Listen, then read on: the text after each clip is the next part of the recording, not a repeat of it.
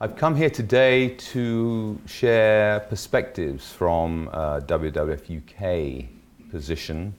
I think perhaps looking at UK but also the global and speaking about some of the international issues that we are trying to address, but also to look at some of the challenges that using a natural capital framework need to be addressed if we are to make a difference for our mission, which was just read out, which is a world where humans and nature thrive. So in that context, and since you are all the brainy people looking at this, how do we engage to make a difference with this particular framework? So our Living Planet report, which we produce every 2 years, might be considered one way to look at global natural capital. This one has just come out last month. We do it in partnership with the Ecological Network, the Freshwater Footprint Network, and ZSL. And the figures for this year show that since 1970, so 40 years, considering vertebrates only, and considering populations of about 10,000 populations of vertebrates from about 3,000 species, that the size of those populations has halved.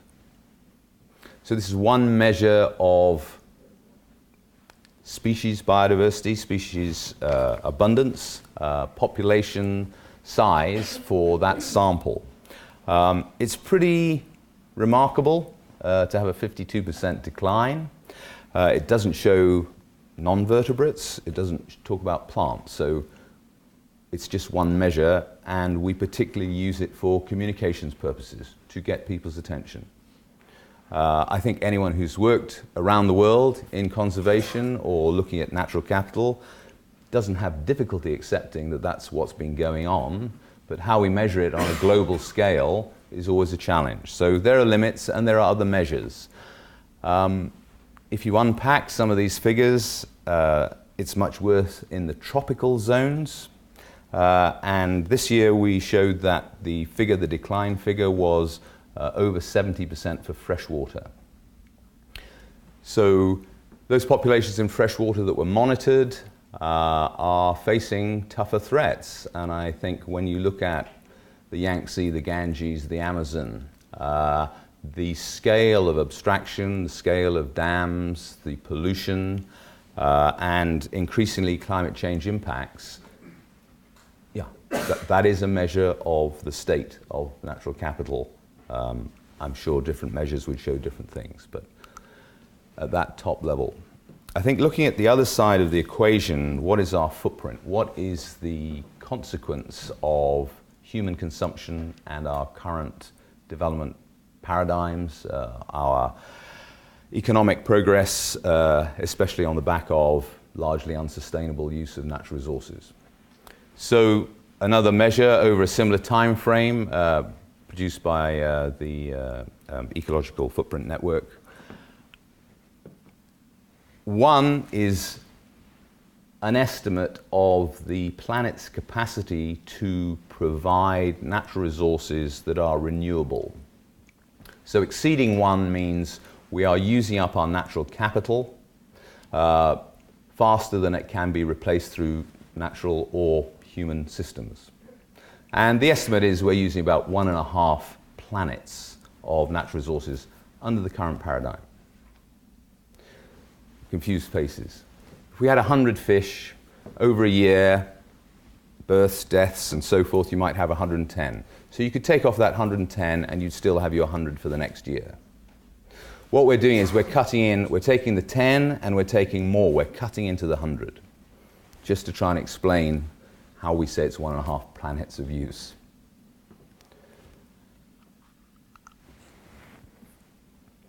So what about development then? This is looking at the footprint index up the side there, and various countries over a 10 to 20 year period, it varies. So the bottom right-hand corner would be 1 planet living. And these are the various economies and an estimate of their footprint. And what we really want everyone to do is head to that bottom corner. But of course, the reality, huge pointer here, let me try and make it work. Here we go. The reality is that the trajectory is something like this. So larger footprint for increased human development index. And this is where we want everyone to be. So some of these economies sort of going along this way and not heading so far up in this direction is what we'd like to look at. So that's a big, big picture, but the challenge that we face and how natural capital perspectives can be used to inform that debate. Nice to see, you know, the US footprint dropping down here. Of course, that was the economic crisis, so economic activity declined during that period, as one example. We were chatting at dinner last night about frameworks and to what extent is there confusion in the way we're presenting things. So here's one definition of natural capital that we're using at WWF-UK, and in our current 5-year strategy we have decided to invest more in looking at natural capital, looking at valuation, different kinds of valuation, and how that will then help us inform our policy advocacy. Natural capital is a stock of natural assets that yields a flow of valuable ecosystem services. Ecosystem services, the benefits to humans, etc. So we have natural capital, and then I'm hearing ecosystem services as a fundamental part of that definition. And I just want to run through just a little story here to explain why I think we have to be very clear, especially to people not in this room, what we mean. So going back to the Millennium Ecosystem Assessment and the ecosystem services framework that was put together there, provisioning services, regulatory services, cultural services, and supporting services. And then under them, kind of things that underpin our development, but also what we think of and value. So here we go, we got cultural services, spiritual, religious, recreational, ecotourism, aesthetic, etc. And I emphasize that because I think we need to keep broad our natural capital debate and the framework that we're engaged with, especially to include the cultural element. The UK Ecosystem Assessment, National Ecosystem Assessment, is a fantastic piece of work, and certainly when I'm going around the world talking to colleagues, I refer to this as a good example of what good looks like. We have from this some major policy influence and impact, and obviously informed UK's policy making and white papers, and it also led to the establishment of a Natural Capital Committee to the Treasury. So an ecosystem assessment led to a Natural Capital Committee. And I just want us to just think for a moment about the implications of that. I understand that if we're trying to talk to decision makers who have a very large amount of influence over our development pathways, we need to use the language that they understand and frame it in the context that they are using to inform their decision making. However, when the coalition government looked at selling off the British woodlands, there was public outcry. And I did not read in any of that wait a minute, there's not enough stock here for it to be valuable. They were just outraged that their woodlands were going to be sold off, put into private property, cease to be a public benefit. So this is the cultural and the aesthetic. I just want us to be ensuring that we keep that in because it influences the decision making, political or otherwise.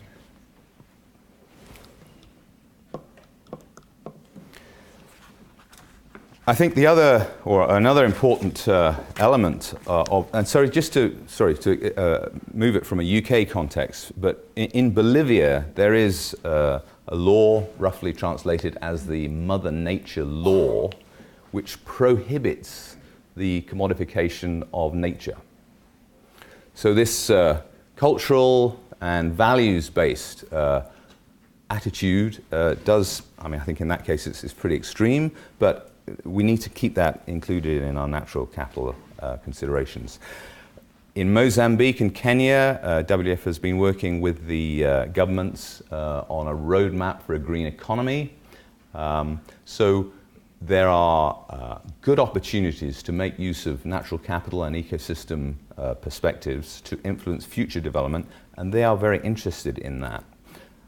One of the issues that emerged through the UK ecosystem assessment, and it's fairly self-evident, is how are we going to ensure that the immediate economic or financial benefits of using natural capital can be offset against longer-term, possibly non-monetary benefits. And I think this is going to be one of our fundamental challenges. A nice example from Belize of work through a natural capital project.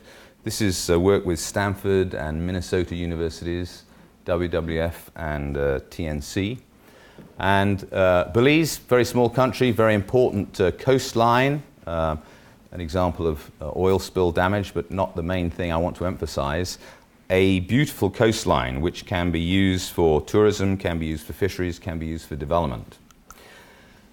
And using natural capital tools to assess the ecosystem values and looking at different uses, it was rewarding for the team particularly to say, okay, this is, can everyone see the pointer?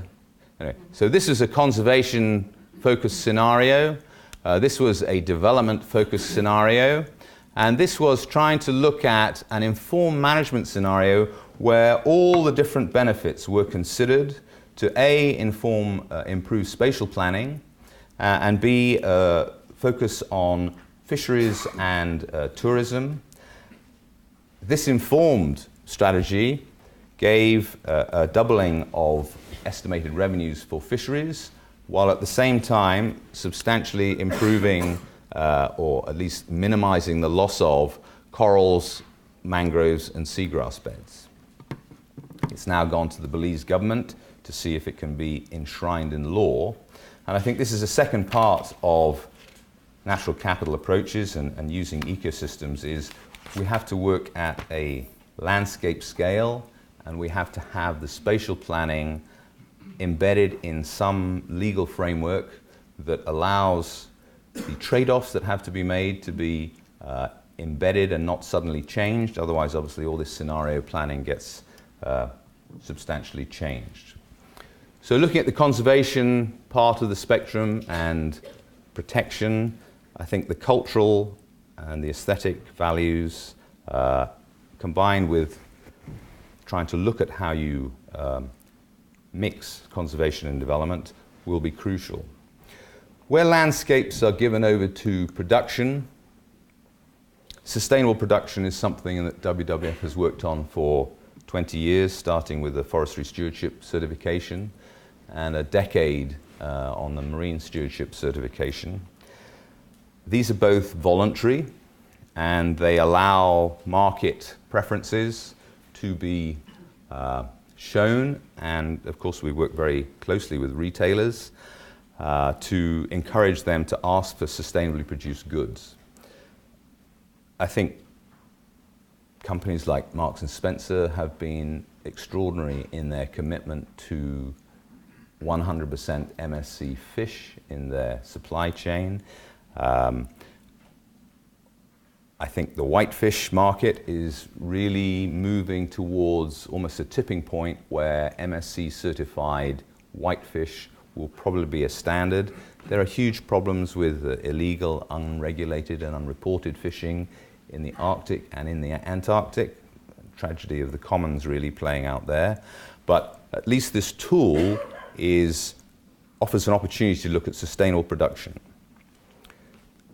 On the forestry side, I think we've had much less success in tropical regions, but it has been very important in influencing management and certification of sustainability in the temperate zone. I think it's also been possible to make use of companies that are committed to forestry stewardship. We have a group called the Forest Trade Network in this country, about 30 companies committed to FSC and sustainable wood production. And they are an important political force. In the 10 years that WWF and others have been working to try and ensure a legal and sustainable timber supply to the whole of Europe, these companies have gone to Brussels, met with the Commission, met with the European Parliament, and said that they're committed to sustainability and they would like regulation for a level playing field to reduce cheaper, illegal and generally unsustainably produced goods coming into a market. And that is now the EU illegal timber regulation. It's only legality. We would love it to be illegal and sustainable, and we'll be working on trying to get that in the next steps. But moving from voluntary to regulation and having businesses with you on that journey is much more powerful than just ourselves trying to make that case.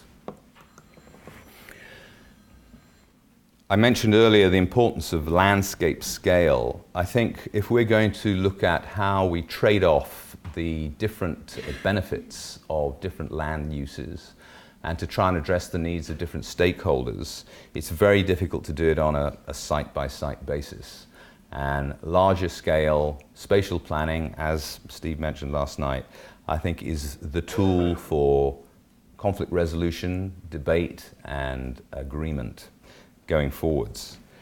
In that context, there's a mitigation hierarchy and considerable debate about biodiversity offsets, and whether we have a no net loss system where large developments are committed to, by the end of the development process, leaving as much biodiversity as they have damaged. I think this is a sort of race to the bottom framework. I'd like us to be focusing really on net gain. How through development do we encourage from the outset more biodiversity at the end of economic development? I think there's so many pieces of damage that are going on that just through large development programs where there's enough energy, political will and finance to have a no net loss or net gain process. We need net gain to compensate for all the accumulated damage. So I think that's one of our policy concerns at the current time, that the no net loss risks actually driving us to the bottom of what our possibilities are. So what do we need to do? I think natural capital and ecosystem services is a great framework to try and accommodate the different interests, values and economic opportunities. I think particularly in this country, WWF is concerned at DFID's lack of engagement and participation in the process when you consider that there is a natural capital committee to the Treasury and that there is a great UK national ecosystem assessment.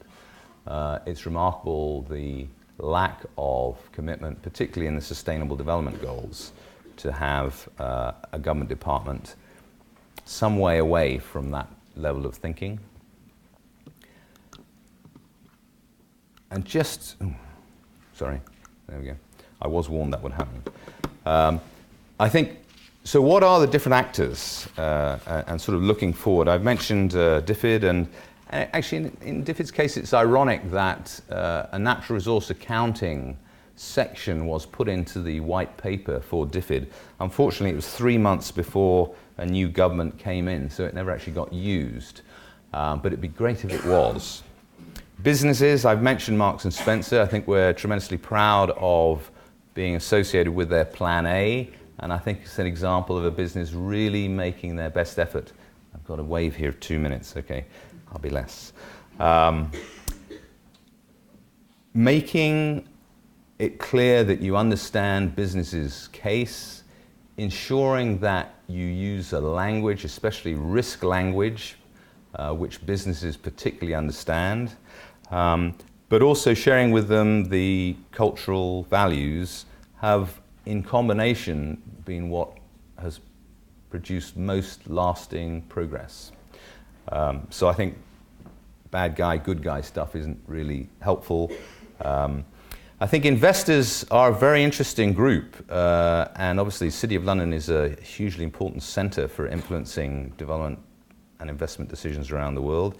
And of course, private capital and public capital are all tied up together one way or another. So what criteria, and recently we've had substantial success, and we'll continue to say World Heritage Sites, for example, are established because of their outstanding universal value. Please would the investment community take that on board when supporting oil companies who may be keen to go into World Heritage Sites. I think there's much bigger and more sophisticated debate to be had with the investment community, and actually they're up for listening. Communities, I just wanted to share something that WWF-UK has as an example of business as usual is going to have to change if we're going to get to that point where we're all heading towards that green corner of that development graph I showed you earlier. We have a carbon budget for our organisation which limits how much international travel we can do. It doesn't have to be an ideological thing. I was just chatting about it earlier this morning. Say how much international travel you did this year and try and reduce it by 10% next year, and try and reduce it by 10% the next year, etc. Eventually you'll get to a point where you can't do your business if it's a global business, and that's fine. But you can do as much as a 40% reduction, which we've done, and it hurts, but it's certainly doable, and you change your behaviours to accommodate it. So we've all got stuff to do in the reducing our ecological footprint and showing that we are committed to some of the things we're asking government, businesses and investors to do. Thank you.